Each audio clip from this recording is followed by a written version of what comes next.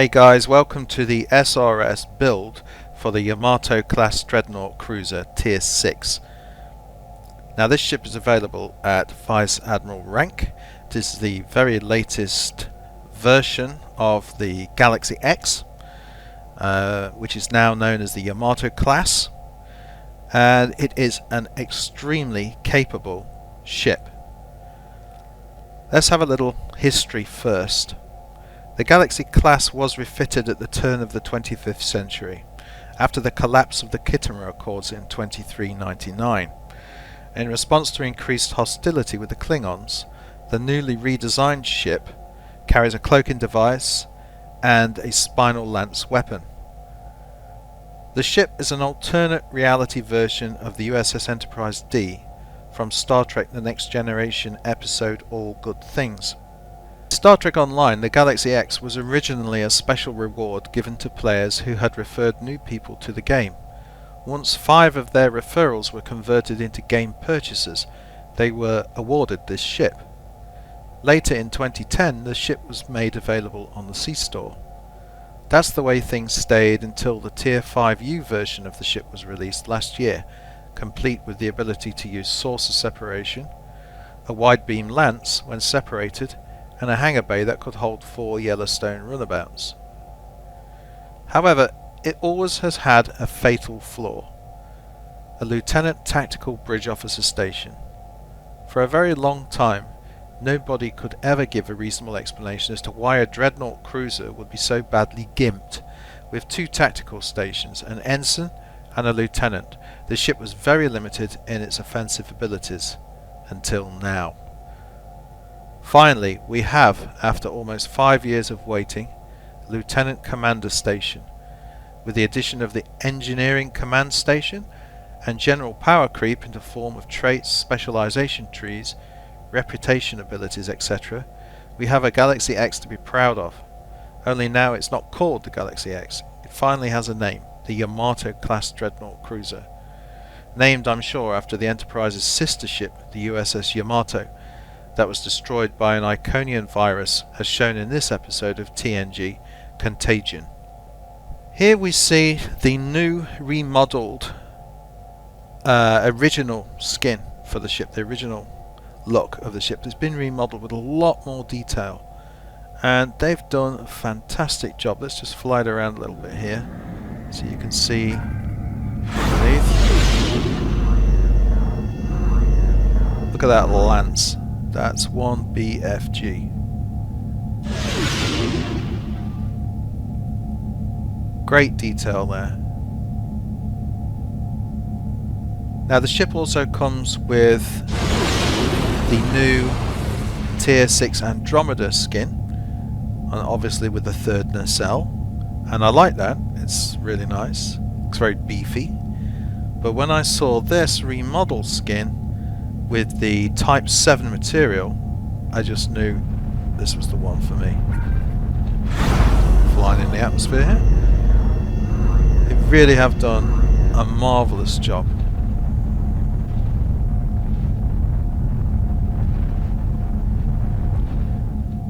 Flying it around like this is great because you get all the light changing and you can see all the details.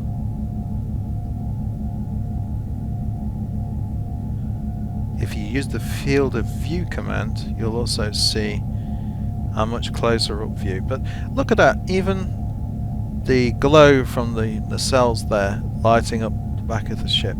Beautiful. Lighting in this game is certainly improving. So, without further ado, you've already seen a few shots of the ship in action, and I'll show you some more later on with the actual UI up, but let's just see what makes this ship, and this particular one as well, extremely tough to kill, and so far undefeated in our fleet PvP. We'll start off with the gear that I've got on it.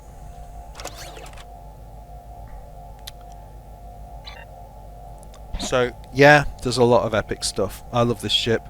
I was prepared to spend the money on the parts. In fact, actually, I've been getting these weapons and consoles to epic status for some time on the previous version of the ship, well, the Andromeda version of the ship. Mostly they are have a big crit D component. Ideally, I would have bought them at Epic at around Mark 6, get the ones I want, like Crit D4 for example, Epic Mark 6, and then just upgrade them to 14. However, there's so few of those available, I just had to take what was available. So we've got a bit of a mixture. We've got Act Crit D2 Pen, Act Crit D3, Crit D3 PvP damage, and here we've got a Crit D3 Act again, a Crit D4, very nice one that. Now, importantly, the torpedo, which is the neutronic at Epic, is devastating. You've just got to fit it, and you've got to use it with Torp Spread 3 to get the most out of it. In PvE, I have it at the front. In PvP, I have it at the back.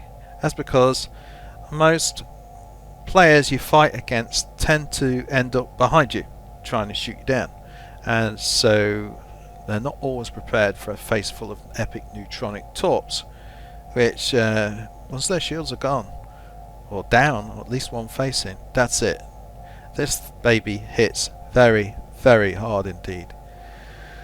Torpedo on the aft, or on the fore if I'm doing PvP, is the gravimetric.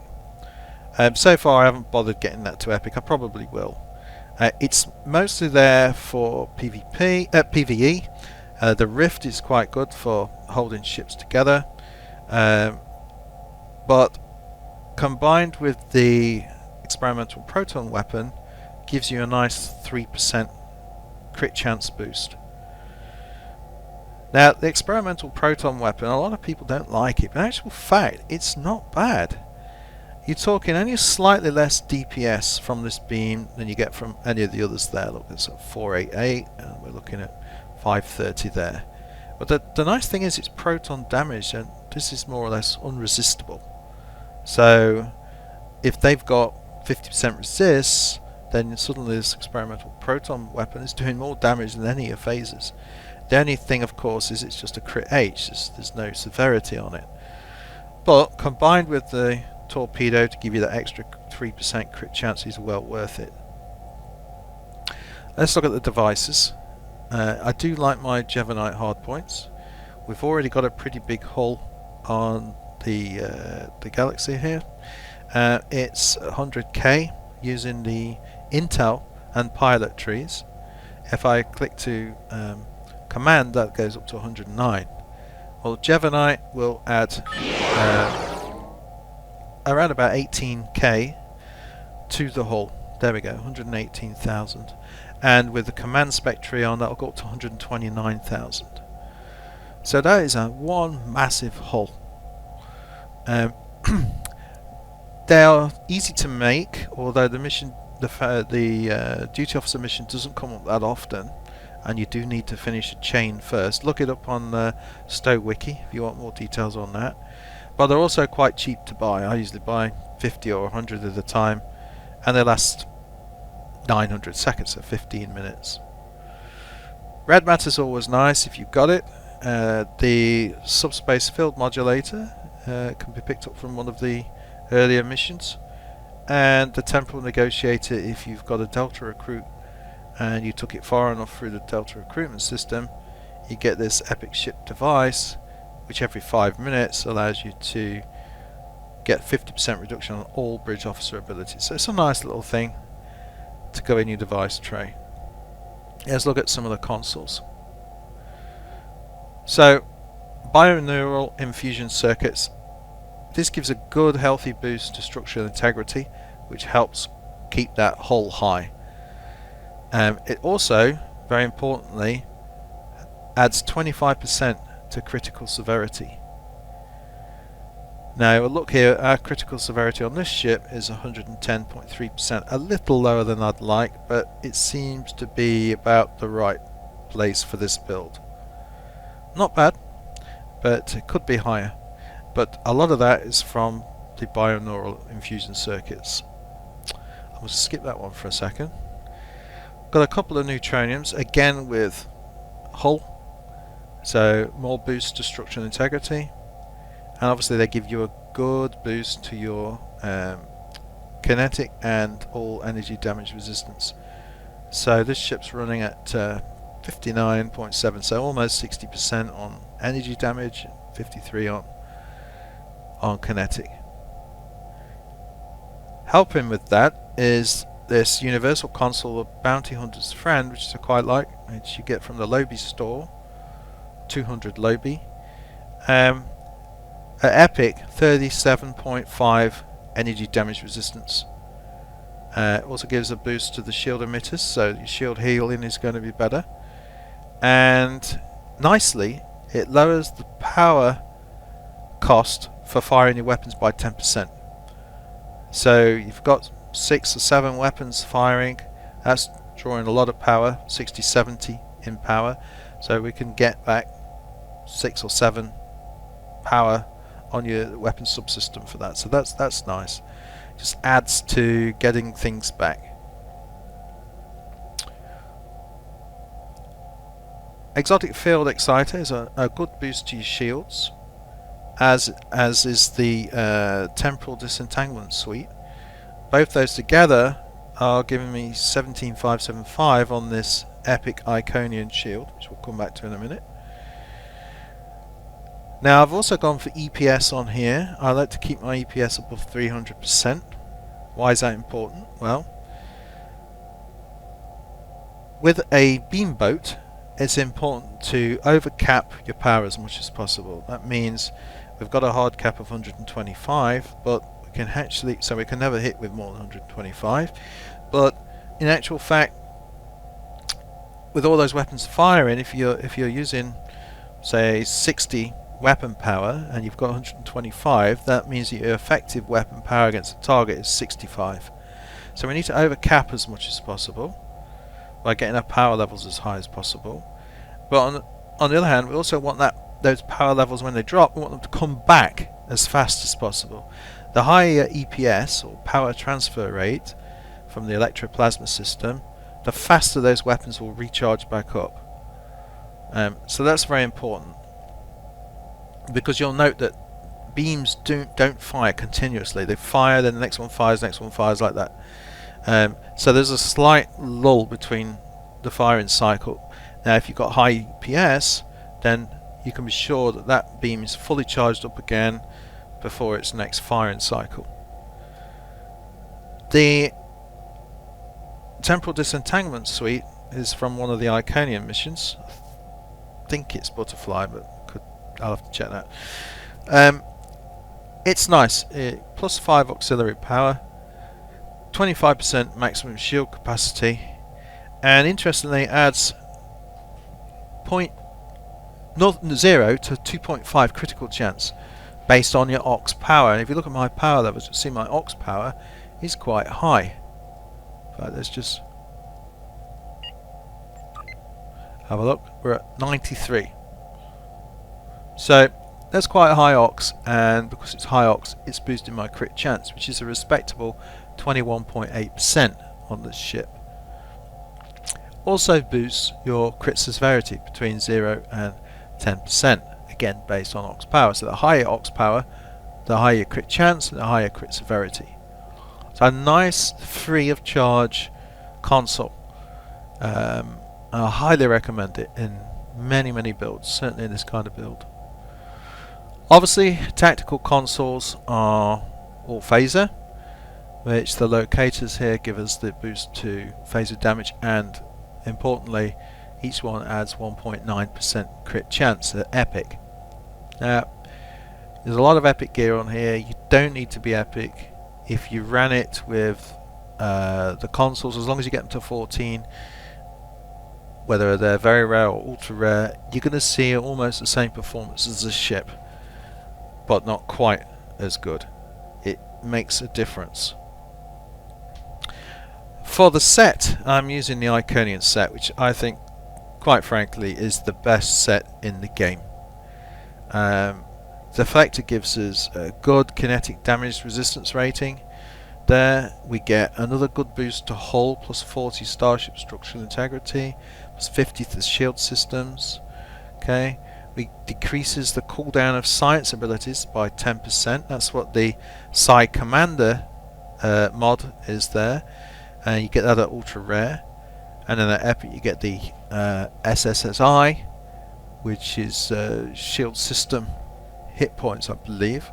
There's so many mods on these things, I can't remember what all of them do. I haven't yet got the impulse engines and the warp core to epic yet. I will do eventually. The important thing is to get the warp core to ultra rare, because without ultra rare you won't see AMP. Now AMP is very important in warp cores. That's why the fleet warp cores were sought after for so long. What it does is, if you look down here, it says just above where it says engine capacitor, plus 3.3 all damage for each subsystem with 75 or more power. That's what the AMP means basically. And you get a little, if I could see it here, it's not showing me, synergy amp, AMP.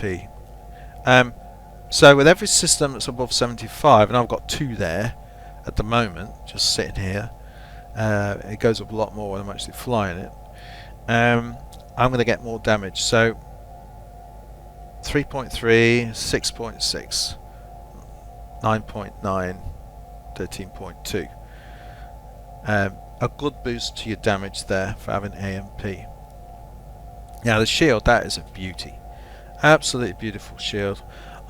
Apart from the fact that it's only a 5% bleed through, which is very important. It's got high regen, especially at epic, but it's got a hot restart, automatically removes shield disable conditions after a second, but also removes 1 debuff every 10 seconds.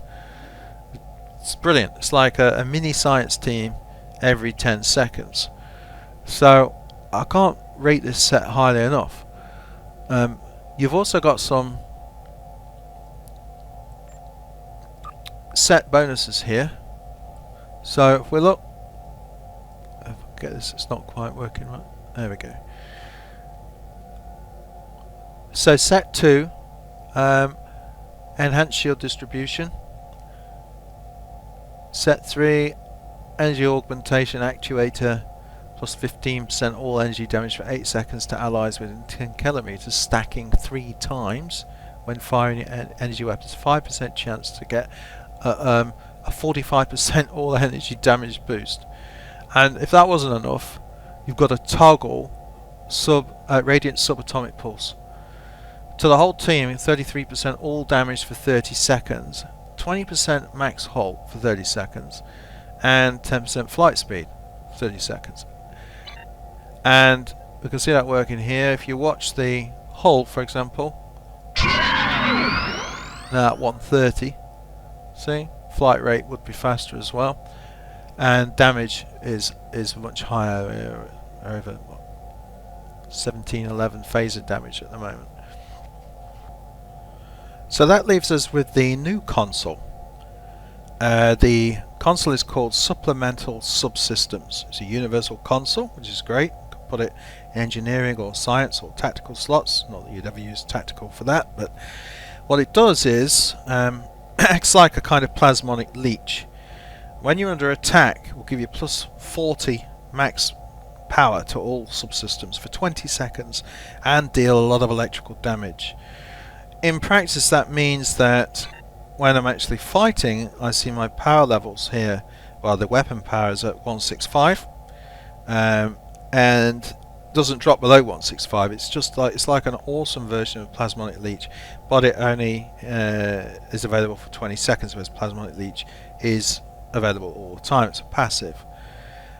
Nevertheless, I tend to use it if I'm PvPing, when I've got somebody down to about 20%, I can finish them off with that. It's also got quite a nice visual.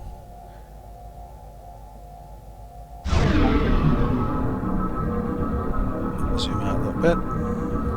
Now, if it was actually fighting, you would see electrical discharges coming off after a few seconds. It just looks like lightning bolts everywhere, and that does damage to directly to their hull. So that's pretty cool. Now it does have a 2-minute cooldown, but so do a lot of other things. So you would use it. You wouldn't put it on auto rotation. You would put it somewhere on one of your trays where you haven't got auto rotation on, and just use it on a case-by-case basis. Let's now have a look at the bridge officer stations. So here's the big change for this ship. Yay, look at this.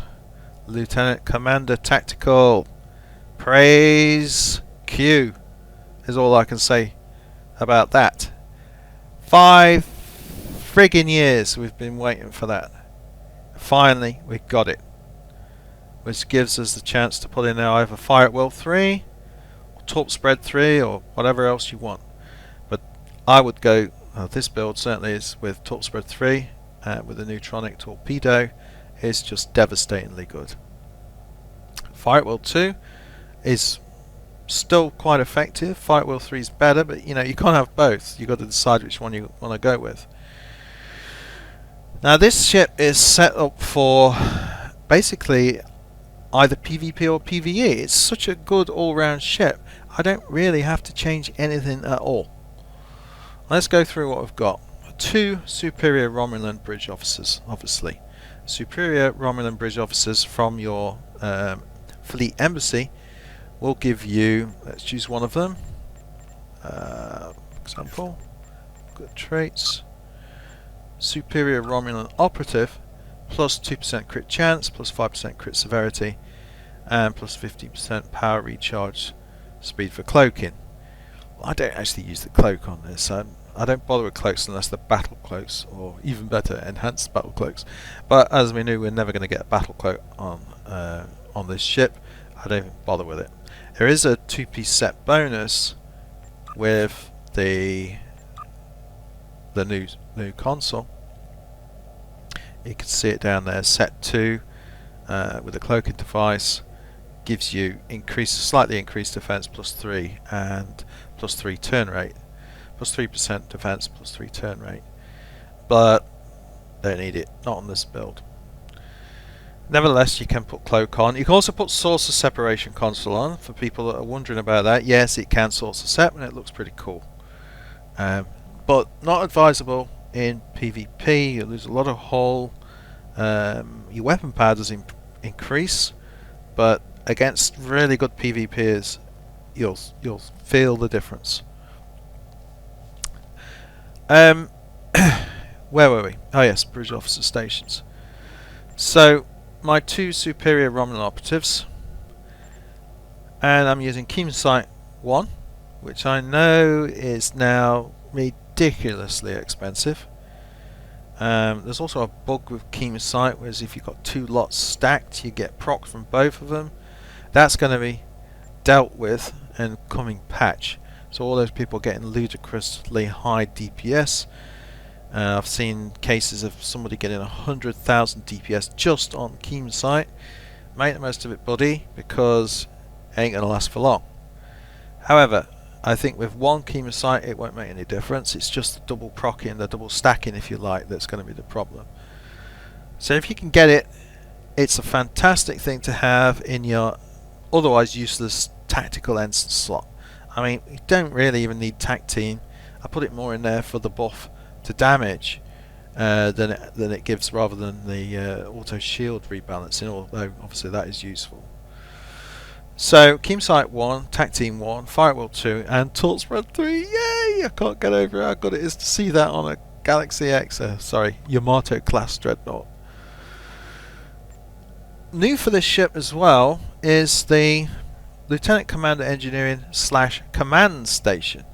Now, a lot of people have said it would have been better if this was / Intel. And yes, that would have been cool. Override Safety Subsystems is a pretty awesome ability, although it does leave you vulnerable at the end of the cycle, especially if it drops your shields. And of course, Surgical Strikes is very nice, although you still wouldn't be able to put Surgical Strikes 3 on here. And Surgical Strikes does mess up your Fire at Will 2 or Fire at Will 3.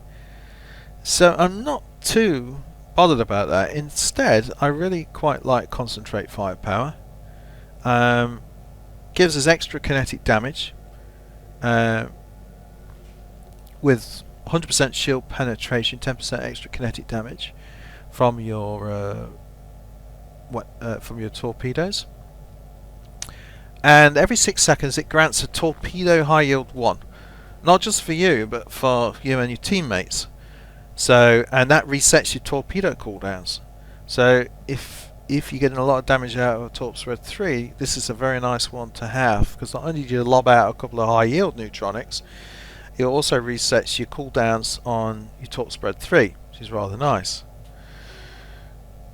In the middle position, I've gone for the Oxford Structural Integrity Field, which is quite a nice little increase to damage resistance, and also a small hull heal.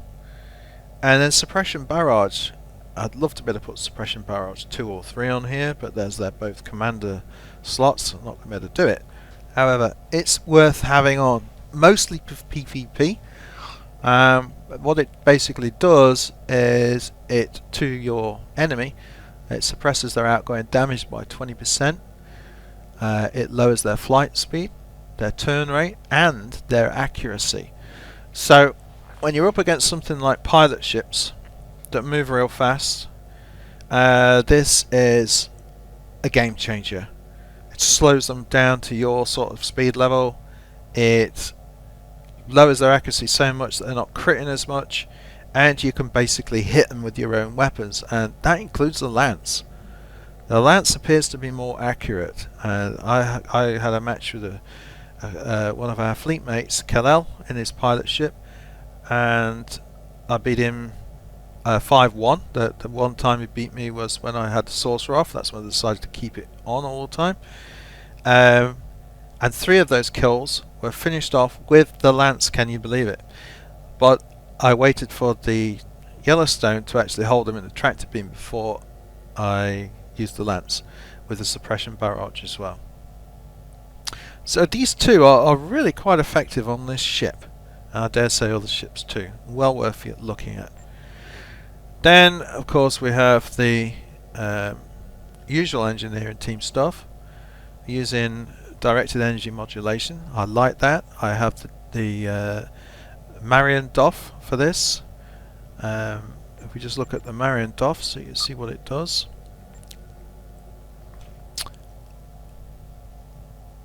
Oh, I just took the Marion DOF off.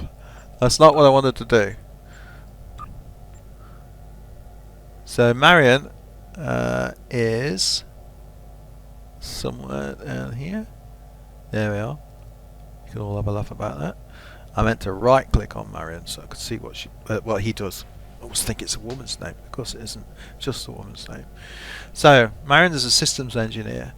Basically it's plus 200 resistance to weapons subsystem energy drain for 8 seconds. So when you're using DEM, directed energy modulation, with this duty officer fitted, you don't get any weapon power drop.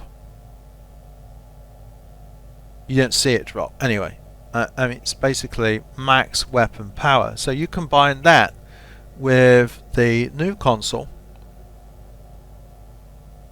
I forget the name of it now. The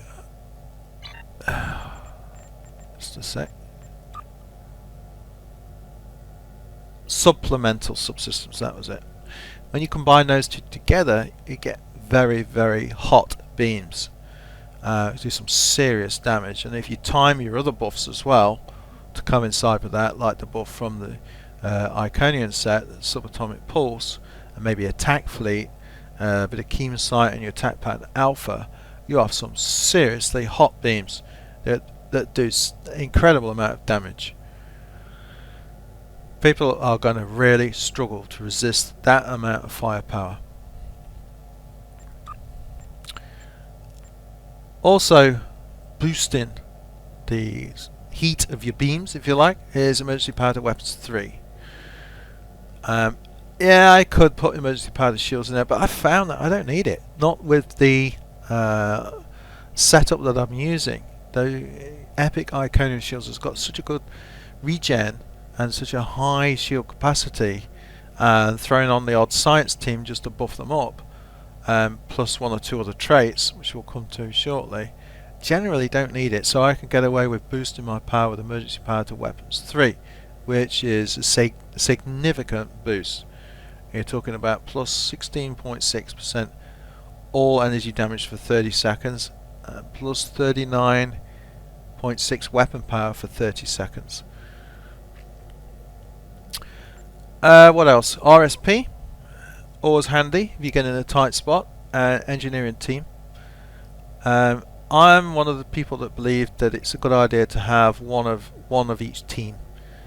That way you're more or less covered. Yeah, I could have transfer shield strength, but science team does a similar amount of shield heal, but it also obviously clears sub nukes, and that's important if you're fighting in PvP or if you're fighting enemies like the Hirogen that will constantly throw out sub nukes at you. Hazard emitters goes without saying, everybody needs that on there to clear any dots. That's damage over time. Your engineering team will clear the EMP disabling, will clear viral matrix, things like that. So that's more or less the setup here. We look at the actual tray. What I have is have them laid out like this. You can lay them out however you like. The reason I do that is that I use keybinds to auto-activate all these as far as suppression barrage. Then the rest of this row here and the bottom row are dependent on when I toggle them on and off. Which means it's great for making vids, because I can get rid of the UI and just press my macro and everything will activate on its own. But it's also good when you're in PvP and you're desperately thinking, what shall I hit next? The things that you want buffing all the time can be done automatically for you. If I'm PvPing against a science guy, I'll move the science team out of here onto another tray spot so that I can activate it after he's used his sub nuke. But other than that, everything else is on auto activation. And then the situational things such as the lance, the consoles, some of the heals, then I can choose to activate them whenever I wish. So what else? We need to look also at the traits. This is where it can get a bit expensive. I'm using Desperate Repairs, which is a terrific shield and hull heal. It's the Starship Mastery level 5 trait from the Guardian. You can also get some of these at least, maybe all of them, in lockboxes if you're on Klingon side. Reciprocity for the Feds, you have to buy the Phantom for that. The all hands on deck. Oh, reciprocity, let me just explain. Basically, when the enemy misses you, which is a lot, you get a 10% recharge time on intel and tactical bridge officer abilities. So for me, that would be TAC Team, Talk Spread 3, and Chemosight. So that will actually reduce those each time I'm missed. So it's almost like having Oxtabat for your intel and tactical abilities. All hands on deck is similar. When you activate a tactical or command bridge officer ability, reduces the recharge time on science bridge officer and captain abilities. So every few seconds you get a recharge counter, which effectively means that when you're fighting, your attack pattern alpha, which is normally 2 minutes, drops down to about a minute, and your attack fleet, which is like 5 minutes, drops down to about 2 minutes, something like that, as long as you're fighting and you're activating all these abilities. Another reason to keep activating them all the time is to make the best out of these traits. Improved pedal to the metal, that's the trait you get from the pilot tree specialization, finishing that off. And of course there's other ones here, another one here which is locked. There are several other good traits. I'm not going to go into them now, but other than saying perhaps supremacy is a good one to get from the Astika, emergency weapons cycle from the Arbiter. These are good traits to look at, and I will be getting them for this ship. Space rep, there's always some that you've just got to get. Advanced targeting systems gives you a nice useful 16% crit severity.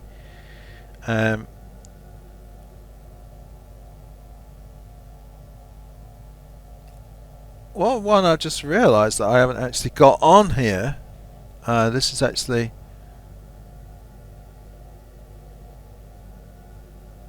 strange.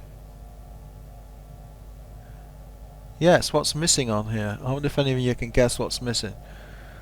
Let's take off Omega Kinetic Shear, which doesn't do a huge amount, and put on the one that is missing, which is of course Precision.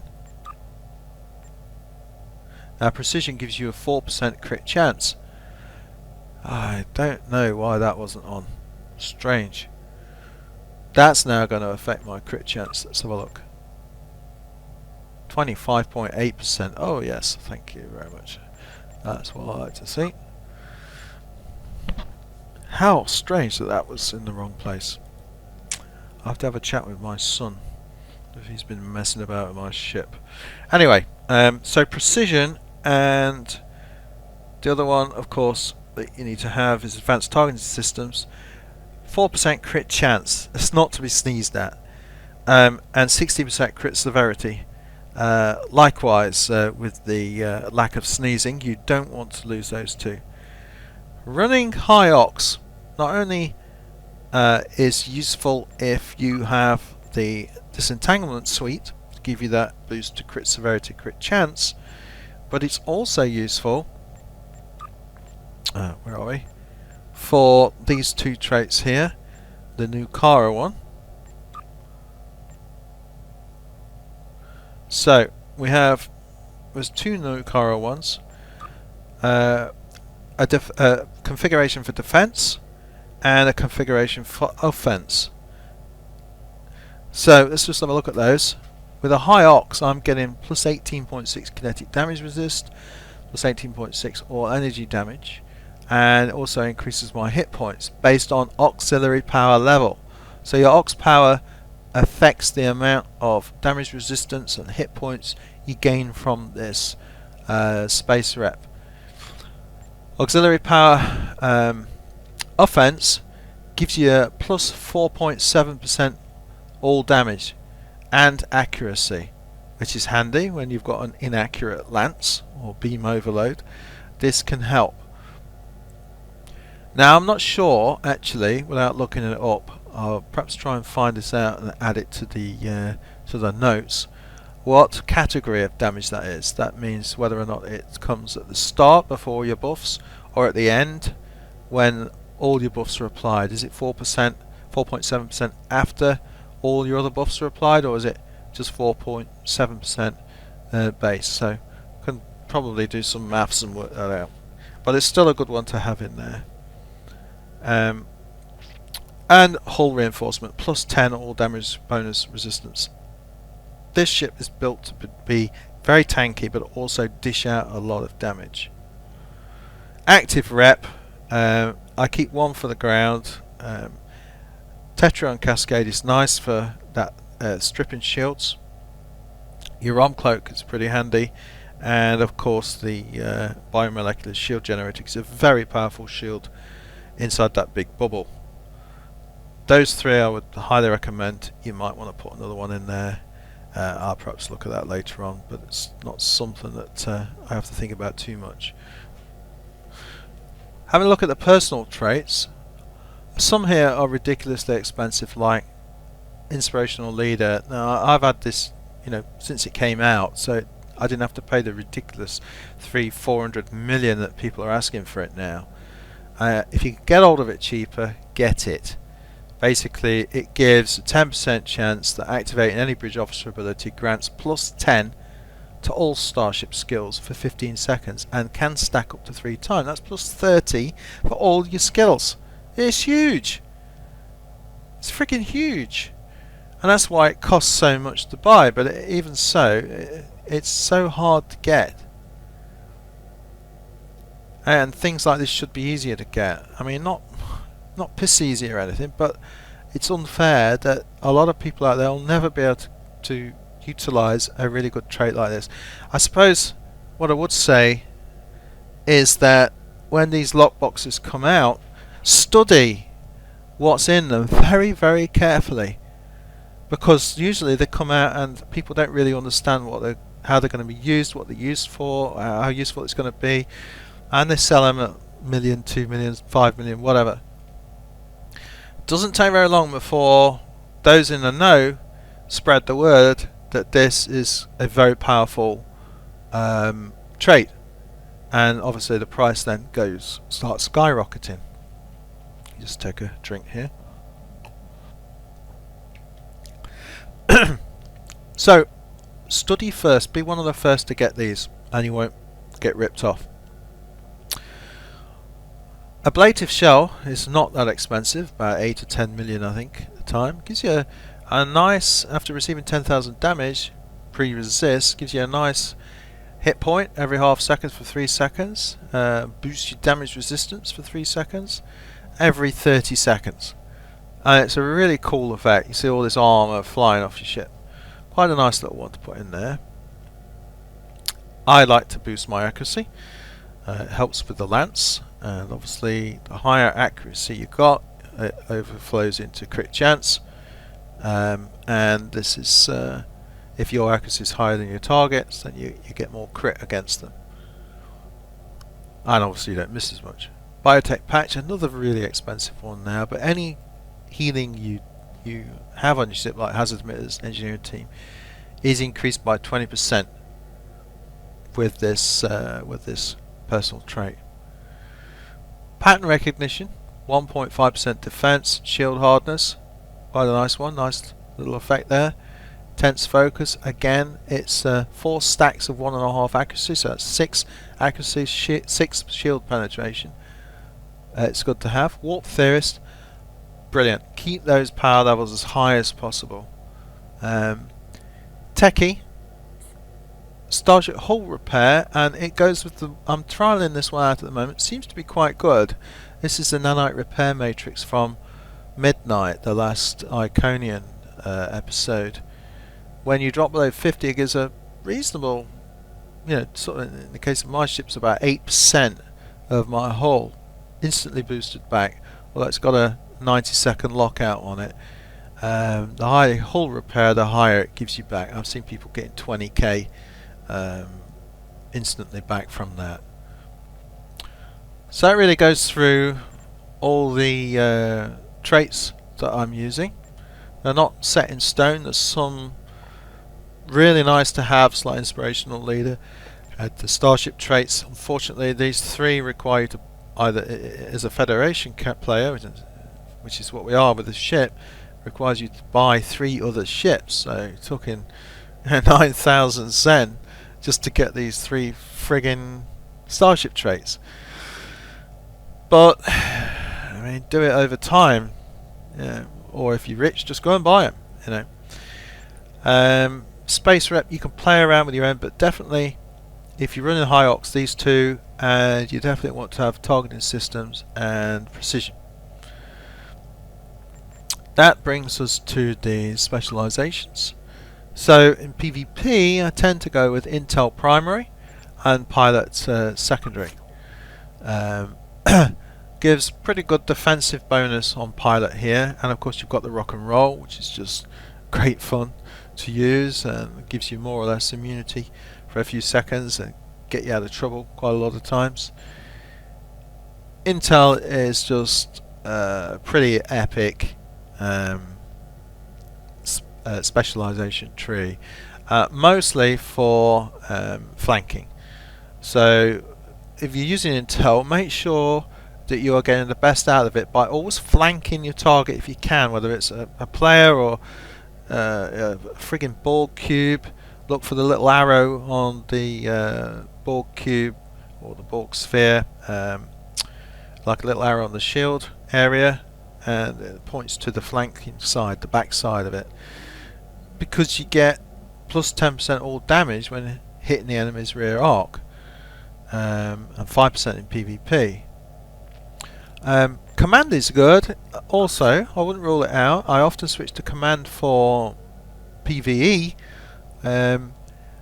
You get some nice bonuses to torpedo hits. If you're hitting critical hits with your beams, it gives things like violent detonation and 2% chance exposed target to torpedo exploits using your energy weapons, which basically they ignore 50 kinetic damage resistance. So if you've got epic torps and you've exposed them, those epic torps will just melt through their hull. So it's really good. I've used this in PvP as well, and it's pretty devastating. It depends who you're up against. If you're up against someone that doesn't hit you that hard back, you don't need the defensive pilot, then I'd go command. If you're up against somebody that's constantly hammering you, and stick with pilot and intel. But it's a personal choice.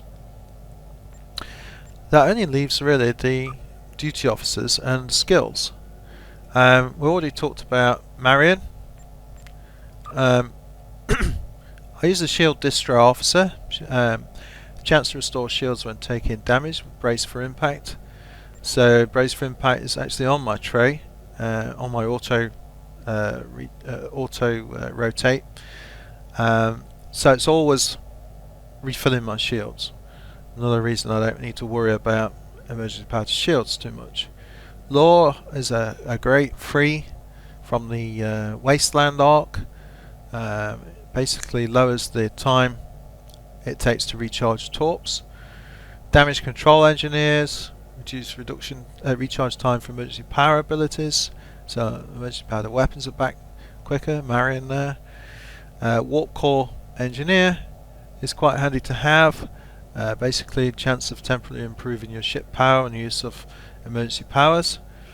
I might change that one for the structural integrity duty officer. We'll have a think about that. The fabrication engineer is great because it increases the duration of your reverse shield polarity. So if I use reverse shield polarity, it lasts 18 seconds, which is well, I don't know what it lasts normally, about 10, something like that. So these are my DOFs. I've obviously got 6. You get the extra one from your fleet spire.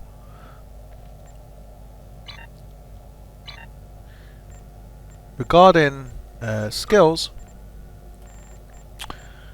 basically it's what you'd probably expect if you know how to build a ship. Maxed out attack patterns for your attack pattern alpha, weapons training, projectiles, energy weapons, so you can see that maxed out offensiveness, targeting system for accuracy, maneuvers. I'd like to have it maxed, but I run out of points. Get crit up with your energy weapons specializations. Boosts your crit hit values for projectiles and for energy weapons. Driver core, don't bother with that, waste of time unless you're doing tour of the galaxy all the time.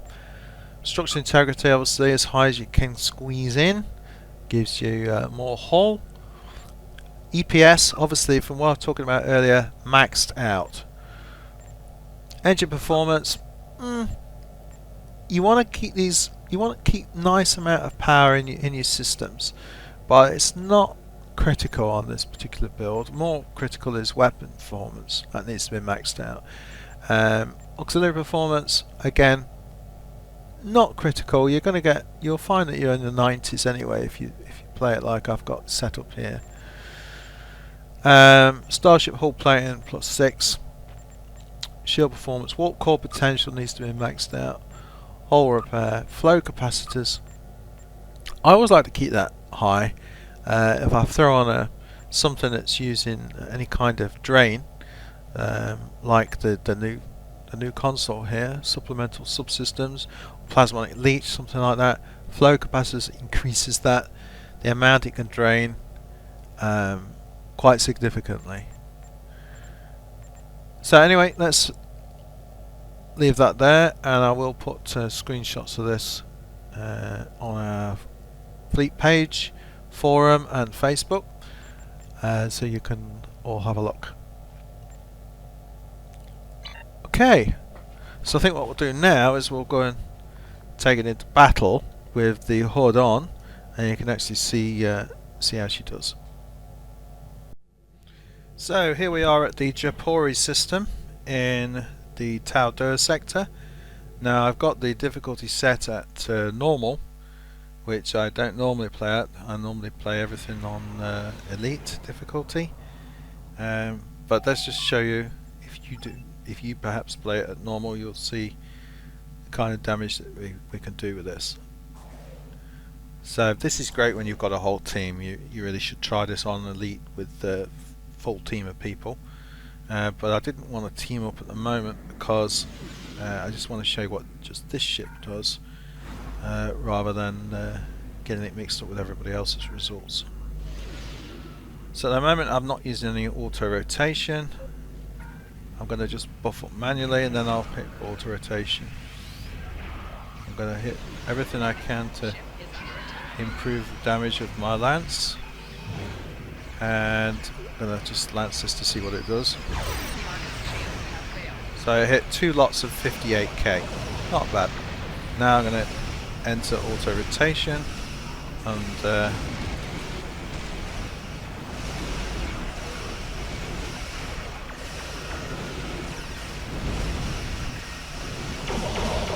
so we've got the peen sight and the neutronics. As you can see, no contest.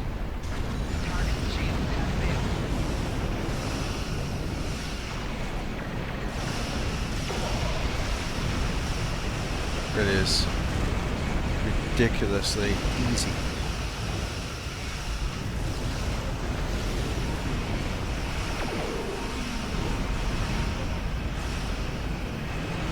Put your gravimetric torque on the back. This difficulty level is just as effective as the neutronic, to be honest. You'll notice the torque spread is charged again. Select something over there.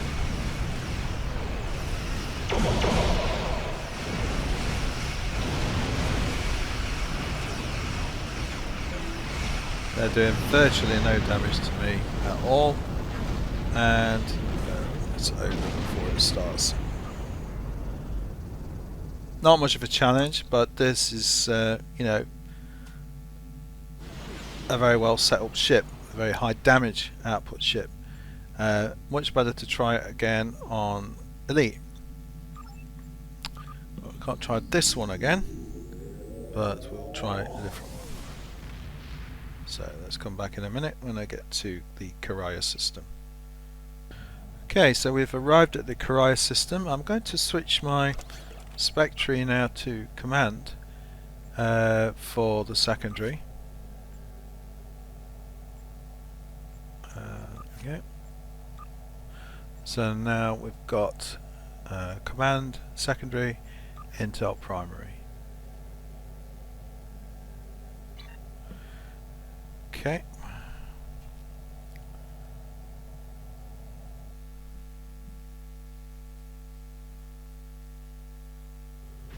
It's obviously going to take quite a lot longer because now the NPCs not only do hit harder, but they're also massive HP sponges. So if we look at when we get a bit closer to that Dideridix over there, we can just have a look to see how much hull it's got. I'm going to use a Jevonite, boost my own hull. That seems only fair. Let's just have a look at this Dideridix. It's got for some reason, well, let me look at it. Okay, so it's nearly a million hull. Okay, some of them got even more than that. So I'm going to get everything ready. Hit auto rotation. Choose my target. I'm going to go for the Dideridix.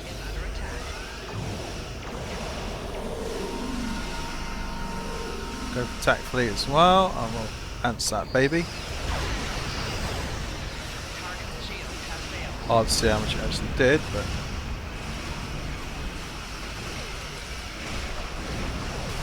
it's got me a tractor. You can just use the wrong plate to get out of that.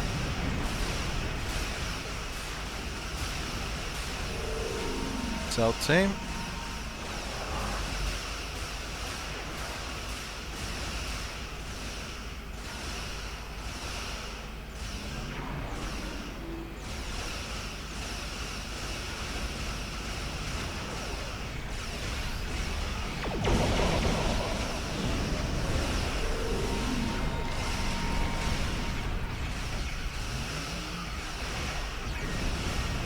So whilst it's still not difficult, it's certainly not doing too much damage against my ship. We've got some plasma dot, actually is pretty effective.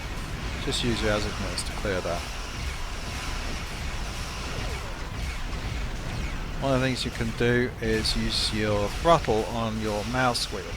Gives you a lot of control. You don't have to mess about with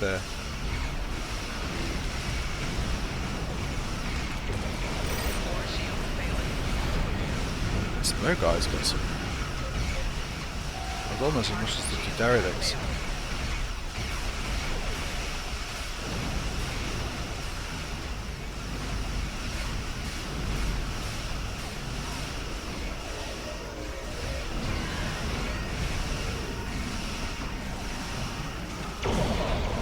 Let's get rid of it. It's gone. I'm going to use the new console as well now. Here we go. Check out the power levels. There's the electrical discharge. So, pretty cool effect there.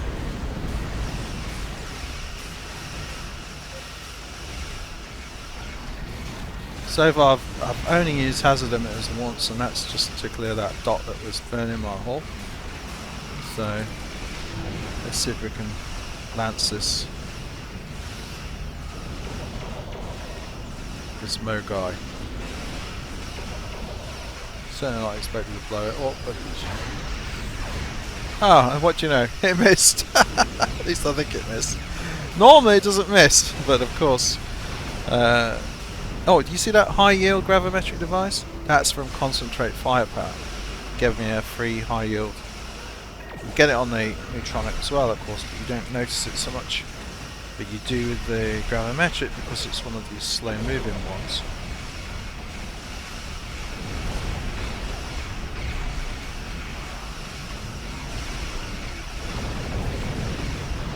Really need more ships in here. That way you can take advantage of the warp core breaches. Sit here below it. There it goes.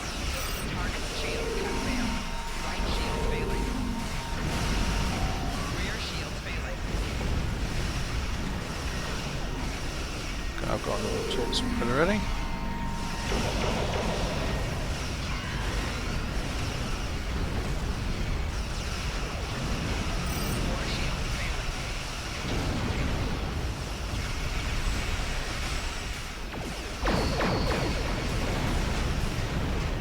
Get a very high chance of getting a rift with the gravimetric, which is nice. Just slow them down, it's like a mini grav well.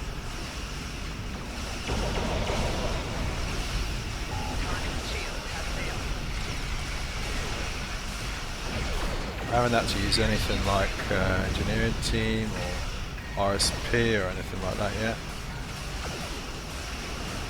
Let's get another spread on them.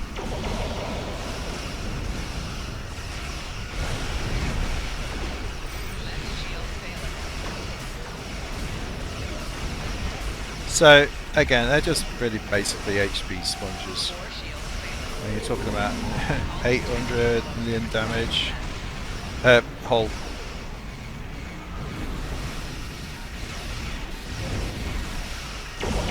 There's electrical damage again.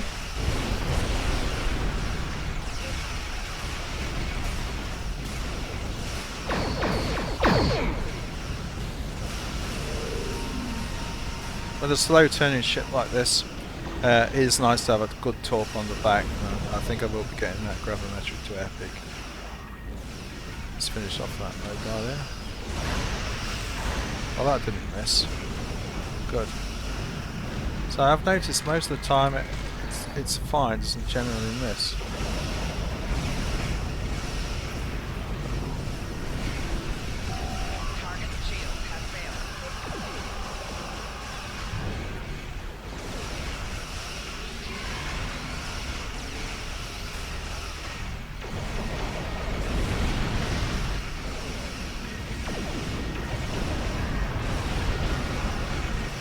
The Yellowstones have got that warbird in a tractor beam. Yellowstones really are the best pets for this ship and for many other fed ships. Congratulations. Oh, look at that spec point. Hey, that's the last one I need, I think. Finish off Commando. As you can see, there's even on Elite, it's not really that much of a challenge. I'm not struggling. I haven't even had to use RSP or engineering team. I didn't even use my subspace field modulator. I used the ROM cloak just to get out of a tractor beam. I didn't have to call in the pirates, you know, but dishing out decent damage. Now, if there's a team of 5 of us in here, I've passed this ship at around about 65 to 70,000. ISA is around about 50 to 60,000. Like that, so it's pretty effective as far as DPS, but it's also got that tankiness. It's very, very, very tough. Oh, look at that, 65, 71,000, 65,000 from that torp.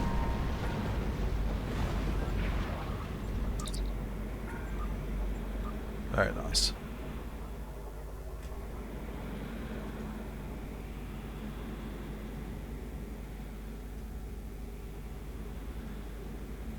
So, ladies and gentlemen, there you have it.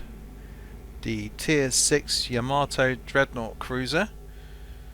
The build and a little demonstration of its abilities. Is so far as unbeaten in our fleet PvP, and that's against some pretty stiff competition. I mean, the worst result I got was against one of our guys in a Hestia, who's a absolutely brilliant PvPer, science captain, but he flies it like a tactical. You know, he doesn't quite have the spike damage, but he's very, very hard to beat. 5-2 on that, and against our pilot ship, our top pilot ship, it was 5-1. I think, or was it 4-1? Anyway, he only got me once, and that was with the saucer off.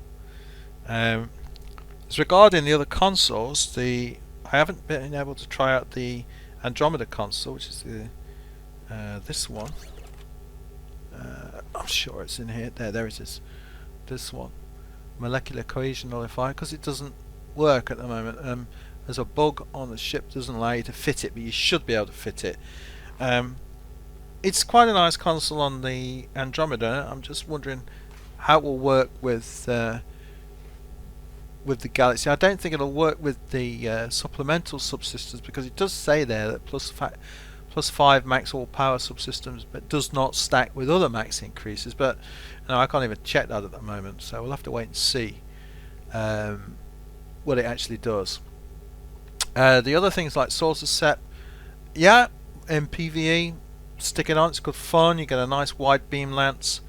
Wouldn't recommend it if you're up against a tough player in PvP. It's just too much hull resist drops with it off. Cloak, well, if you want an RP maybe, or if you want to make a decloak alpha lance ship like Sir Lancelot, one of my other builds, then yeah, obviously you need to cloak. But generally speaking, this baby's so tough, you don't really need to cloak from anything.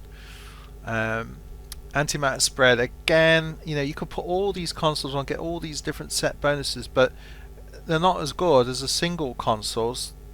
You know, like the exotic field exciter, there's a disentanglement suite, neutronium hull, bioneural infusion circuits. Each one of these individual special consoles is better bonus than you'd get from three or four others. I don't think any of them are really worth it as it is. Maybe Source Accept is the only one I would perhaps consider keeping on, and the new one that came with it, because I'm liking that. I'm getting a lot of damage from that, and pretty awesome, cool effect as well. Time will tell whether it stays in there or not. We'll see. I'm not sure, but I'm liking these stats. I'm liking the damage, and you know, it's pretty effective build. So that's it from me for this build tutorial. I hope you found it useful. I know I ramble on quite a lot, and it's 45-50 minutes probably by the time it's all pasted together. Hopefully you'll find it useful if you're building one of these or something similar. I think it's the best ship in the game. I absolutely love it. I'm extremely biased toward it. I have a big fat model of one of these sitting right on my desk next to me. So just bear that in mind when considering my comments. But it's a beautiful ship, beautiful remodeling. It's finally a Galaxy X or Yamato class Dreadnought to be proud of. Thanks for watching. Like and comment below. Thanks.